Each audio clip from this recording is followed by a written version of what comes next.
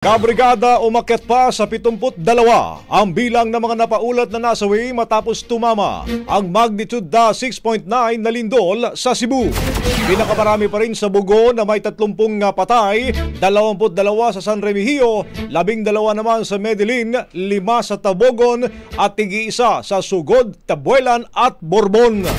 Sa ulat ng NDRRMC, nasa 294 na sugatan habang umabot naman sa 170,959 individuals o siyang katumbas ng 47,221 families ang apektado ng lindol.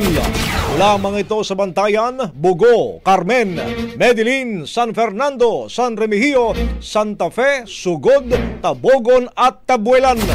Sa pinsala mga kabrigada sa mga kabahayan, naitala ang 597 kung saan 501 ang partially damaged at 69 ang totally damaged. Samantala, nasa 87 na mga infrastruktura din ang siyang naapektuhan. Patuloy ang pagtugon at pagbibigay ng ayuda ng pamahalaan sa mga naapektuhan ng lindol. Ang bahaging ito ay hatid sa atin ng PowerCell Soya Coffee. Masarap araw-arawin.